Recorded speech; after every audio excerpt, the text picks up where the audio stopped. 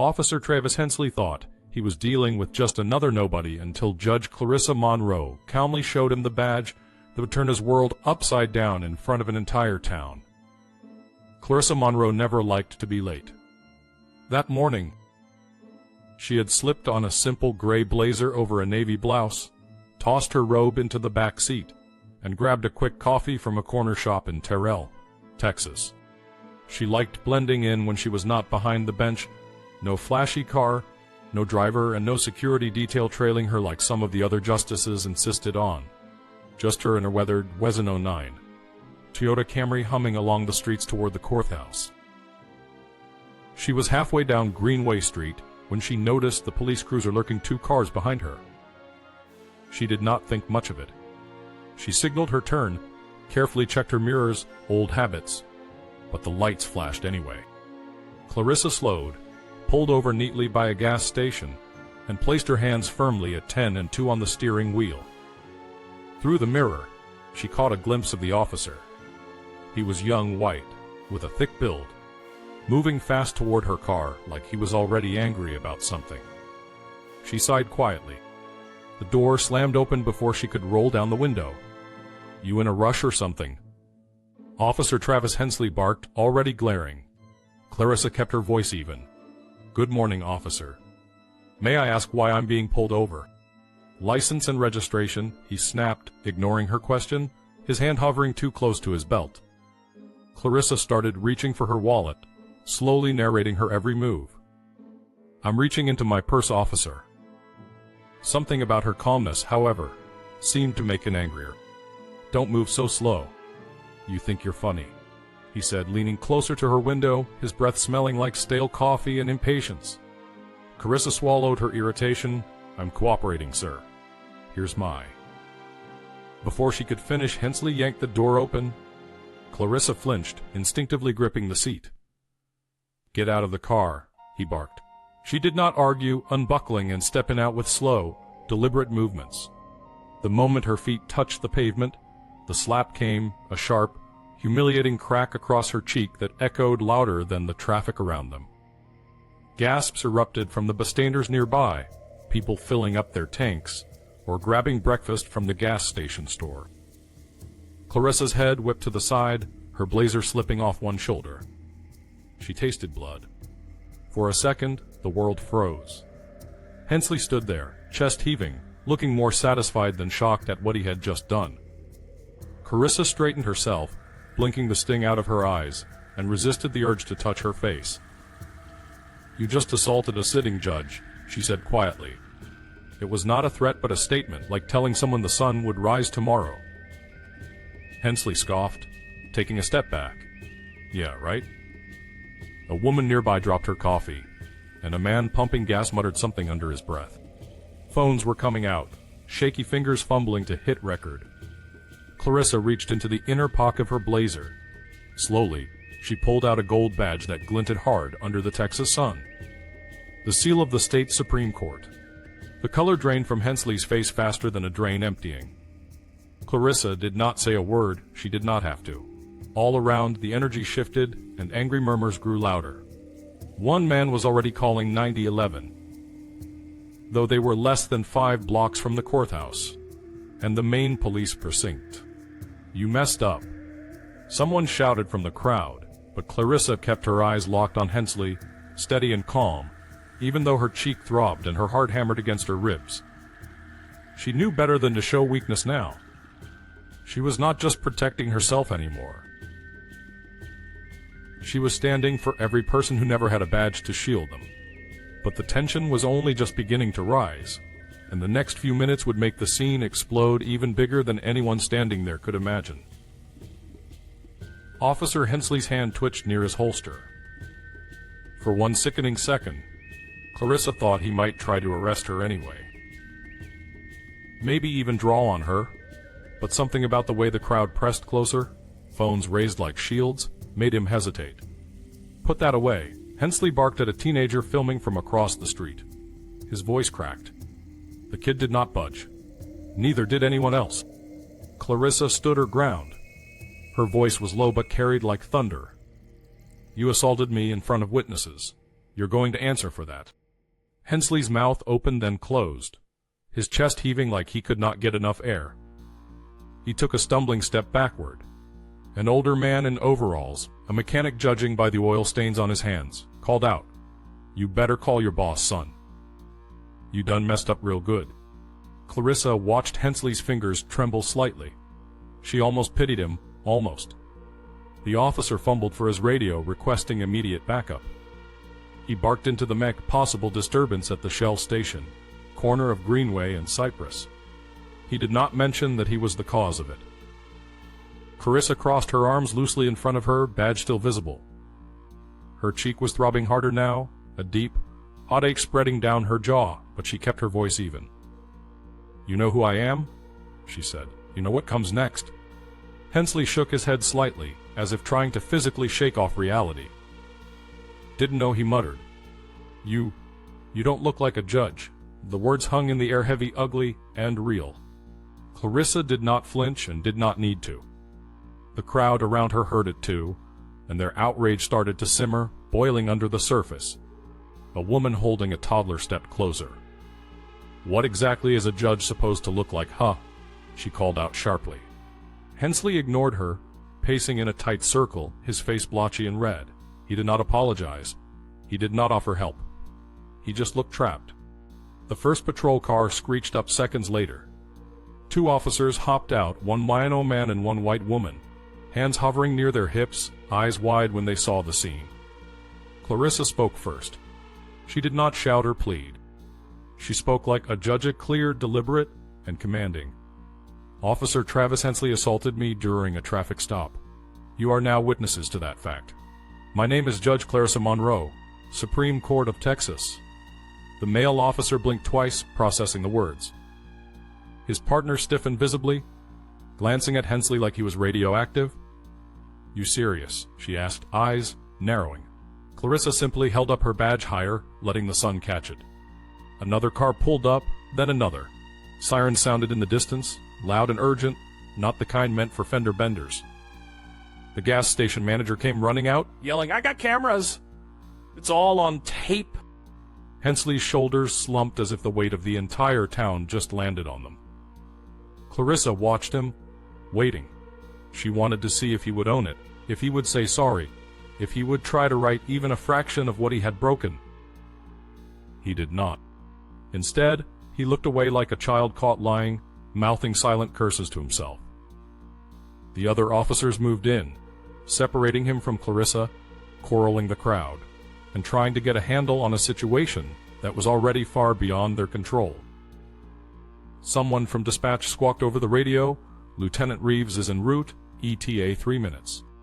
Clarissa caught the sideways glances the responding officers were giving her, half sympathy, half fear. They knew this was not going to stay local, not with half the town holding phones, not with security footage from 3 different angles. The woman officer, her nameplate reading Saunders, approached cautiously. "Ma'am, are you injured?" she asked. Clarissa nodded once. He struck me across the face. Officer Saunders looked like she wanted to melt into the asphalt. "EMS is already on the way," she said. We're going to handle this." Clarissa held her gaze. "I'm staying until Lieutenant Reeves gets here." Her tone left no room for argument, and so they waited. But when Lieutenant Reeves arrived minutes later, the storm that hit Terrell, Texas, made everything that had already happened look small in comparison. A black SUV with government plates tore into the lot, scattering pigeons into the air. The doors swung open almost before the tires stopped rolling, and Lieutenant Vernon Reeves stepped out, his face set in stone.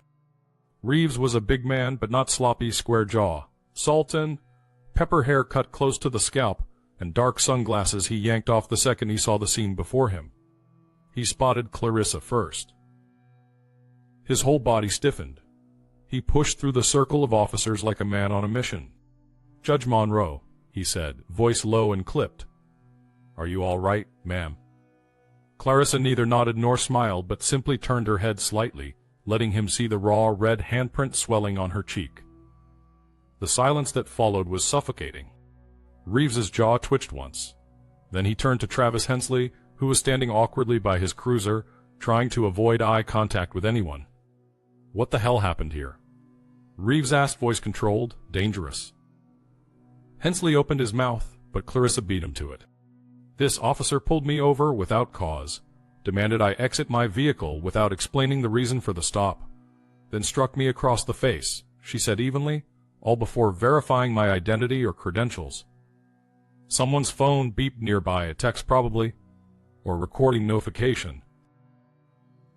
The bystanders were not moving, and were not missing a second of this. Reeves turned fully to Hensley now. "You hit her?"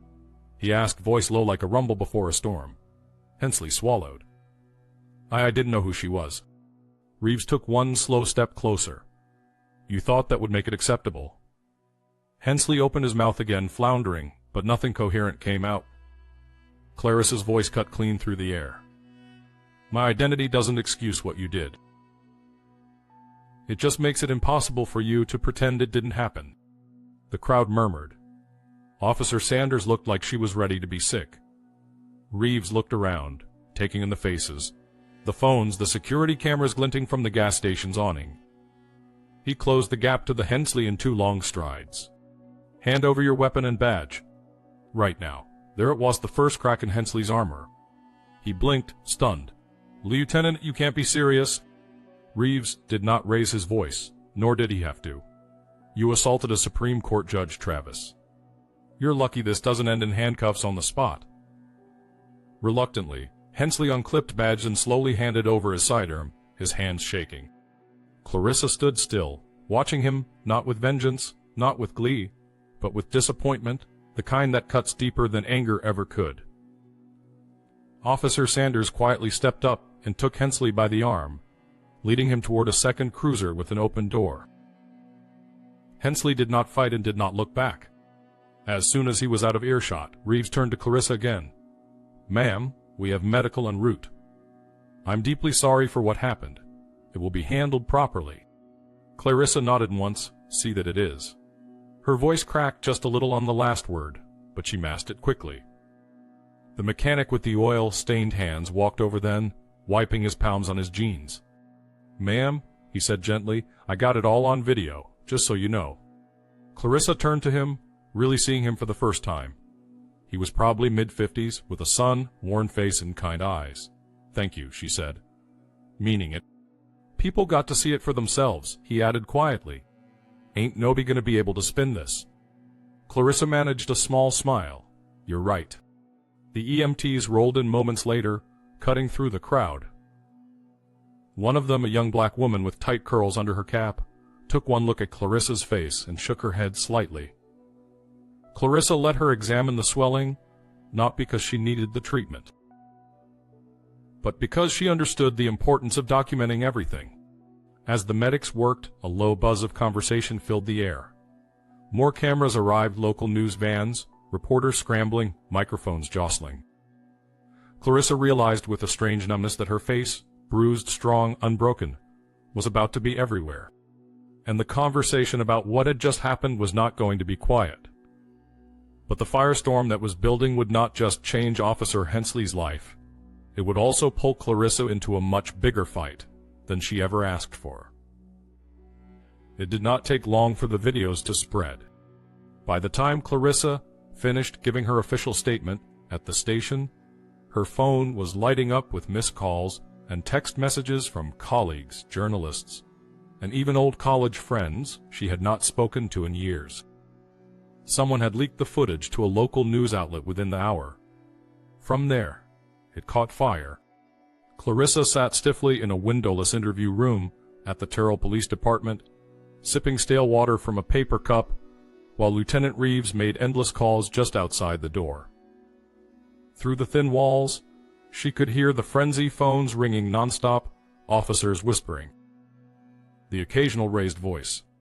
Her cheek had darkened into an angry bruise, and every time she moved her jaw, a sharp pain flared. The door creaked open, and Reeves stepped inside. His face was drawn tight. "They're calling it a gross miscarriage of justice," he said almost apologetically. "The state attorney general wants a full investigation. The FBI has been notified. Clarissa set down her cup carefully. Good. It should be investigated. Reeves nodded grimly. The mayor wants to meet you personally, so does the city council. She exhaled slowly. I'm not interested in shaking hands and smiling for cameras. He rubbed the back of his neck, looking uncomfortable. They're scared, ma'am. Terrified, really. This isn't going away. Clarissa knew that already. She could feel the weight of it, like a heavy coat she had not asked to wear. I'm not here to make them comfortable, she said quietly. Reeves did not argue. Just then, a young officer knocked and poked his head in. Lieutenant, you need to see this. Reeves frowned and stepped outside. Clarissa followed him into the main hallway. Mounted TVs above the reception desk blared local news. There it was, her face, close up, the swelling plane under harsh lighting. Beneath it, a banner in screaming letters read, Breaking Supreme Court Judge Assaulted by Terrell Police Officer. The reporter's voice cut sharply through the static. Civil rights organizations are already calling for criminal charges against Officer Travis Hensley, who was suspended without pay earlier this afternoon. Clarissa caught a glimpse of Hensley, being escorted out of the station in handcuffs. He looked smaller somehow, hunched in on himself, surrounded by a wall of silent, grim-faced deputies. It did not feel like victory. It did not feel like anything. A woman from Internal Affairs, thin, sharp with clipped blonde hair, introduced herself briskly to Clarissa and handed over a copy of her preliminary report. It read exactly how she expected: use of excessive force, failure to verify identity, failure to follow proper procedure, violation of civil rights. This will move quickly, the woman said. Too much attention now. Clarissa did not bother smiling. Attention fades. Justice shouldn't. The woman gave her a rare, grim nod of agreement. As Clarissa made her way to the parking lot later that evening, escorted by 2 plainclothes officers, she paused on the steps. Across the street, a crowd had gathered, not protesters, not yet, but concerned citizens holding candles. Some holding handwritten signs saying, "We stand with Judge Monroe." A teenage girl broke from the group and ran across the street, stopping a few feet away. "I just wanted to say," the girl said, voice trembling, "you're really brave." Clarissa felt her throat tighten unexpectedly. She smiled gently. "Thank you. So are you." The girl's face lit up, and she darted back across the street, joining her friends. Clarissa stood there for a moment longer, letting the scene sink in. She had not asked for any of this. She had not sought fame or sympathy, only wanting to get to court on time and do her job. But sometimes life hands you a fight you never asked for, and you either step up or you let it pass you by. Clarissa Monroe had never been the type to stand quietly on the sidelines. But the pressure was to mount even higher as Clarissa prepared to face a tidal wave of public reaction, support, criticism, and everything in between. By the next morning, Clarissa's name was everywhere. Cable news anchors debated the incident like it was a heavyweight match. Talk radio was flooded with callers, some outraged, others disturbingly defensive of Officer Hensley's actions.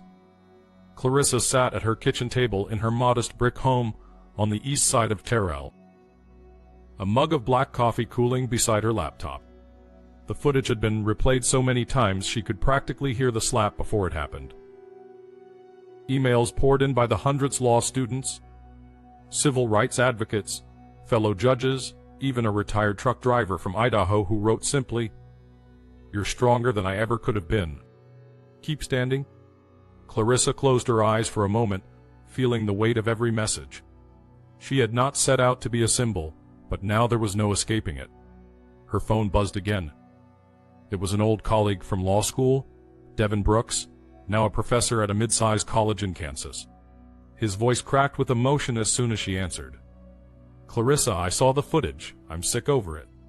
She pressed the phone tighter to her ear. "I'm all right, Devin." "No, you're not," he said gently. "None of us are.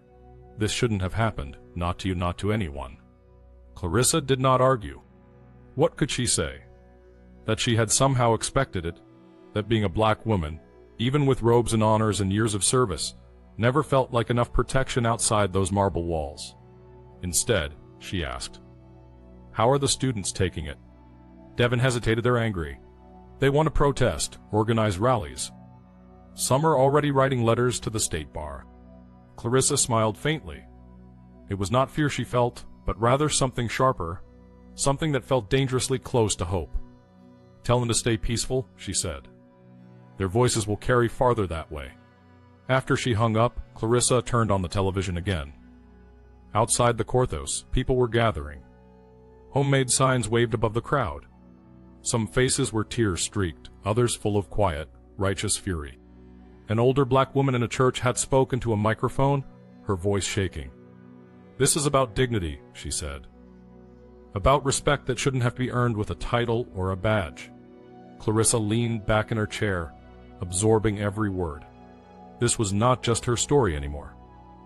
Across town, there were rumors swirling that Hensley had retained a high-priced lawyer from Dallas. Some TV pundits were already speculating whether he would claim he feared for his life. The same tired excuse Clarissa had seen trotted out in case after case that never got their proper justice. But there were too many witnesses this time, too much undeniable evidence. And maybe, just maybe, the country was tired of excuses. Clarissa's mind drifted to the crowd gathering in the sticky Texas heat. She pictured young faces holding signs, old veterans leaning on canes, kids sitting on shoulders, chanting her name, not because they knew her, but because they knew what she represented, not a perfect system, not a fairy tale victory, just the stubborn insistence that dignity belonged to everyone. The doorbell rang, snapping her out of her thoughts. Two plainclothes detectives stood there, looking serious but respectful. One of them, a tall black man with a thick Memphis accent, introduced himself as Detective Lionel Griggs. "Ma'am," he said warmly, "we're assigned to assist with security, just for your safety." Things are heating up. Clarissa appreciated the honesty. She nodded. "Thank you." Detective Griggs gave a small smile. "We got you, ma'am. No one's gonna touch you again." For the first time in 2 days, Clarissa felt her chest loosen slightly. She was not alone in this, not by a long shot. But as the legal wheels began turning faster behind the scenes, Clarissa knew that true accountability would not come easily, and it certainly would not come quietly. The courtroom buzzed with a kind of energy Clarissa had not felt in years, not excitement, not fear, but something heavier, a demand for something most folks around Terrell were not used to seeing: real consequences. Clarissa sat quietly in the front row, flanked by two attorneys from the State Judicial Committee. She was not presiding today, she was a witness. At the defendant's table sat Travis Hensley, looking smaller than ever in a wrinkled suit that hung off him like a costume. His lawyer, a faced woman from Dallas named Marla Whitby, kept whispering frantically in his ear. The judge, a no-nonsense woman from a neighboring county named Ruth Dillard, called the session to order. The prosecutors laid out the facts plainly. There was no speculation needed, as video after video showed the same thing: Hensley pulling Clarissa from her car, slapping her across the face, refusing to verify her identity, and escalating a simple stop into violence. Clarissa took the stand with steady steps. The courtroom held its breath as she placed her hand on the Bible and swore to tell the truth. When the prosecutor asked her to describe what happened, she did not embellish or dramatize, but told it plainly. "I was treated as less than human, because of an assumption made the moment he saw me," she said, her voice never rising. "The badge in my jacket shouldn't be the reason anyone regrets mistreating me. My existence should have been enough." Somewhere in the back, someone wiped their eyes. Clarissa glanced at Hensley briefly during her testimony, but he would not meet her gaze. When it was time for the defense, Marla Whitby tried hard to shift the narrative. "Officer Hensley feared for his safety," she said. "He thought he was dealing with a potentially dangerous situation." Clarissa's attorney stood immediately. "Objection." Judge Dillard's gavel came down sharply. Sustained. "Stick to facts, Ms. Whitby." The defense sputtered, but there was not much to salvage at too many witnesses, too much video, too much truth. When closing arguments were wrapped, the judge did not waste time. She found Travis Hensley guilty of battery, abuse of authority, and violation of civil rights under color of law. Sentencing would come later, but the verdict was clear. As Clarissa stepped outside into the thick afternoon heat, cameras flashed and microphones thrust toward her. For a moment, she thought about ducking into the waiting car, about letting someone else speak for her. But then she thought about the teenage girl with the candle, the mechanic with the oil-stained hands, the thousands of strangers who had written letters and posted signs. She stepped up to the bank of microphones. "My name is Judge Clarissa Monroe," she said clearly, "and what happened to me happens to too many people who don't have a title or a badge to protect them." The reporters leaned closer. "I am grateful for the outpouring of support," she continued, "but gratitude is not enough. Justice is not a gift. It is not something you earn by being respectable or educated or famous. It is a right, and until that right is guaranteed for everyone, everywhere, none of us are truly safe." She let the words hang there, heavier than the sun beating down on the concrete. No slogans, no theatrics, just the truth spoken plainly. Clarissa turned and walked away without taking questions. The cameras kept rolling, but she did not look back. Later that night, at home, Clarissa sat on her porch, legs curled under her, watching the stars blink into existence. Her phone buzzed again, another message from someone she did not know, a young woman from Louisiana. It read, "Because of you, I'm applying to law school. Thank you for fighting even when you didn't have to." Clarissa smiled softly, setting the phone aside. She had not chosen this fight, but maybe had chosen her for a reason. Maybe in some small way, standing her ground had sparked something bigger than one trial, one town, one bad cop. Maybe it had reminded people that dignity did not have to be demanded with shouting fists, as sometimes it could be claimed quietly, firmly, unshakably. But as Clarissa sat in the warm Texas night, she knew the real work, the hardest work, was only just beginning. Weeks later, Clarissa stood at the steps of the Texas Supreme Court building in Austin, her robe billowing gently around her ankles. She had agreed reluctantly to give a speech at a small ceremony honoring public servants, who had demonstrated exceptional courage under pressure. She did not think she deserved to be celebrated, as she had only done what any person with self-respect would have done. Still, as she looked out over the small crowd, students, community leaders, families with children perched on shoulders, she felt something she had not allowed herself to feel since that awful morning at the gas station, hope. Clarissa adjusted the microphone and began. "I've been a judge for many years," she said, voice steady, "and one thing I know for certain is that justice doesn't live in marble buildings or flow automatically from gavels and robes." She paused, letting the silence settle around her. "Justice lives in the small choices we make every day. It lives in the moments when we choose dignity over pride, when we choose truth over comfort, when we choose to see each other fully. Not as stereotypes, not as threats, but as human beings." A soft murmur of agreement drifted through the crowd. She smiled faintly, not the kind of smile meant for cameras, but something real, something earned. "I didn't survive that traffic stop because of my title," she said. "I survived because I refused to let someone else's ignorance define my worth." A young boy in the front row, maybe 10 years old, leaned forward, hanging on to every word. Clarissa's heart lifted slightly at the sight. "I won't pretend the world changed overnight because of what happened to me. It didn't. Real change moves slow. It stumbles, it gets pushed back, but it keeps moving forward if we push with it." Clarissa caught the eye of an older woman standing off to the side, the same woman who had spoken at the courthouse rally weeks ago. She gave a small nod, the kind that carried generations of battles behind it. "I don't stand here today because I'm special," Clarissa said, voice firm. "I stand here because I had a chance to speak, and I chose to take it." She leaned forward slightly, lowering her voice without losing an ounce of strength. "And you," she said, scanning the crowd, "have that same choice every single day." The young boy beamed at her, his whole face lighting up.